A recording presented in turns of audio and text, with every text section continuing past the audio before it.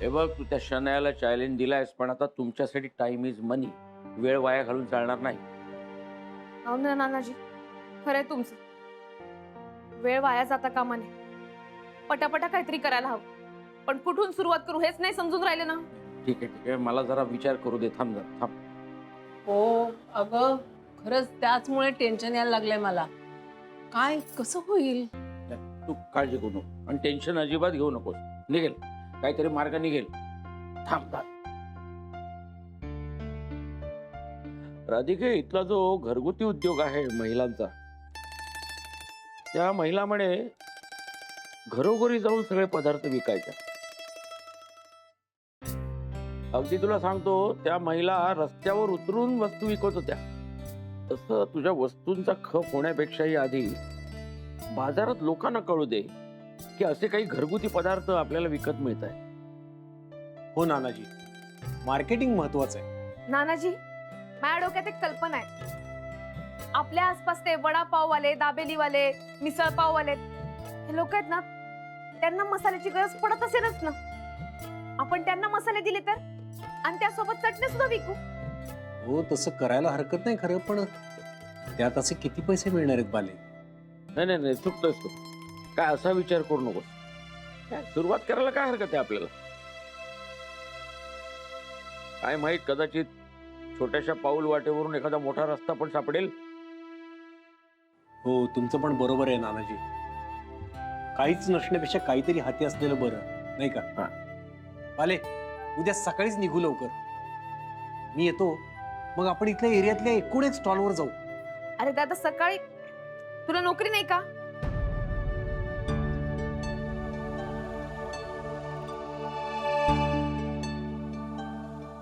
हे बघ, जे काय आहे त्याची स्पष्ट कल्पना दे. नानाजी, पण काय झालंय? हे बघ शिरीष, तिला विश्वासात घेऊन सांगितलं असतं, कदाचित तुला आणखीन चांगला मार्ग मिळेल. काय निदान या अशा परिस्थितीत तरी तुम्ही दोघे एकत्र असलात तर बरं. नेमकं काय झालंय? तुझी कंपनी बरोबर चालत नाही असं म्हणत होते हे, पण कंपनी चालत नाहीये म्हणजे? बाले, माझी नोकरी गेली ग.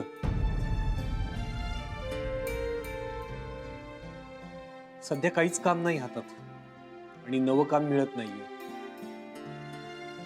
काय मला याची कल्पना होती, इतक्या लवकर सगळं असं होईल असं वाटलं नव्हतं. नानाजी, कंपनी तर डबघाईला आलेलीच होती. 3 महिन्यांचा पगार थकलेला, त्यात एकदम सगळ्यांना काम नाही म्हणून सांगितलं. शिवाय घराचं हे असं झालं. काय करू कळत नाही. ठीक आहे दादा, असं खचून जाऊ नकोस. होईल सगळं ठीक. आपण दोघं मिळून मेहनत करू. असाच आशावादी दृष्टिकोन असायला हवा. कारण कसं आहे, या क्षणी तोच आधार असतो. आयुष्य काय बऱ्याचदा परीक्षा घेतं, पण जो या परीक्षेत तरला तो पुढे गेला. राधिका, उद्यापासून नवीन सुरुवात करा. अधिक हे सगळं सामान आता एकत्र करू.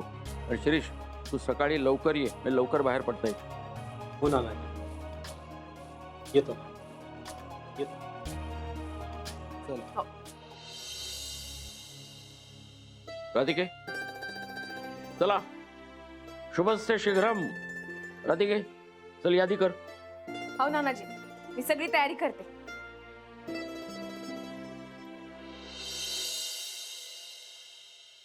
अच्छा, अगं जेवताना फक्त जेवायचं असतं. ते ठेव बरं बाजूला. चल घे जेवायला. नको ना, तू खा ना. तसंही मला जेवण आवडत नाही. तुला किती वेळा सांगितलंय जेवणाला नावं ठेवायची नाही. ठेव बरं, ते खा मुकट्यानं. काय यार, घे, हरले मी. शी बाबा. बरं झालं हारलीस. जेव मुकट्यानं आता. तुझ्यापेक्षा तो अथर्व बरा. दिवसभर खेळत असतो, पण जेवताना बरोबर लक्ष असतं त्याचं. हा, अथर्व बरं आहे. सतत आपल्या घरच्यांबद्दल बोलत असतो हा तू. नाही अगं, तसं नाहीये. जाऊ दे, सोड ना तो विषय. अरे हा, तुला एक सांगायचंच राहिलं. काय? तुला मी म्हटलं होतं ना, ऑफिसमध्ये ती नवी व्यक्ती मी अपॉइंट करणार आहे म्हणून. ती उद्यापासून ऑफिस जॉईन करते बरं का. हो यार, कोण आहे ती? मला भेटायचं आहे तिला, आणि मी अप्रूव्ह करणार आहे तिला. हो, नाही तू तर भेटच एकदा तिला. She is very beautiful and very talented. म्हणजे ब्युटी विथ ब्रेन म्हणतो ना आपण, तसं काहीचं कॉम्बिनेशन आहे. The way she carries herself, प्रत्येकानं ना शिकावं तिच्याकडनं, असं आहे काहीतरी तिच्या. अच्छा, कुठे भेटली कुठे तुला ही? तिला ना हा एका पार्टीत भेटलो आम्ही. म्हणजे आधी भेट झाली, मग ओळख झाली, मग मैत्री. बस हा, मैत्रीपर्यंतच ठीक आहे. Do not cross your limits. Okay? अगं हो बच्चा, तेवढं कळतं मला. हा, तर मी काय सांगत होतो, आमची पार्टीमध्ये भेट झाली. त्या पार्टीत ना सगळ्यांचं लक्ष फक्त आणि फक्त तिच्याकडेच होतं. तिलाही ते कळत होतं बरं का. आणि तुझं पण. हो, आय मीन ती छानच दिसत होती ना. नाही, कळतंय मला सगळं. God, all men are alike. तू जर का बाकीच्या लोकांसारखा वागलास ना तिच्याशी तर बघ हा. अगं मी कुठे काय वागलोय तिच्याशी अजून? मी फक्त तारीफ करतोय तिची, तारीफ पण नाही करायची. मग नाही करायची तारीफ तिची, आणि तू परत तारीफ केलीस ना तिची तर I kill you. Okay? Jealous? यार रे.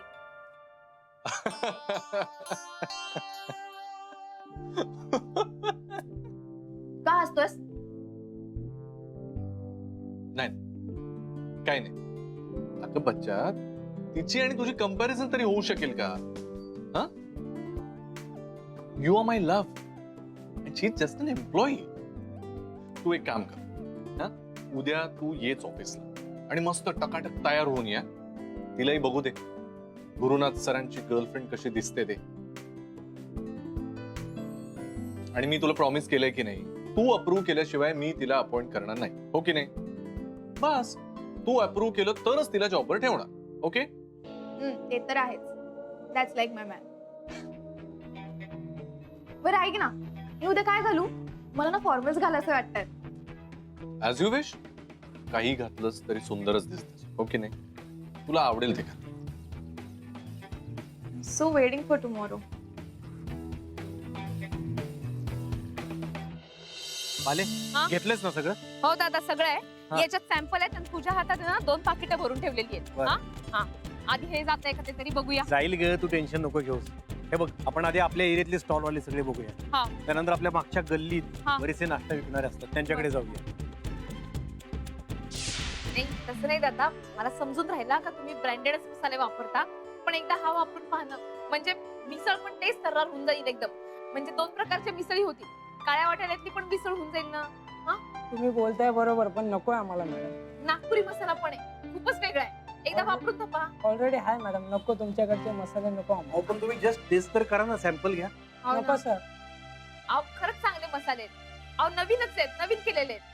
हो नवीन आहे माहिती आहे, पण ऑलरेडी स्टॉक पडलाय भरपूर, त्यामुळे घेऊ शकत नाही.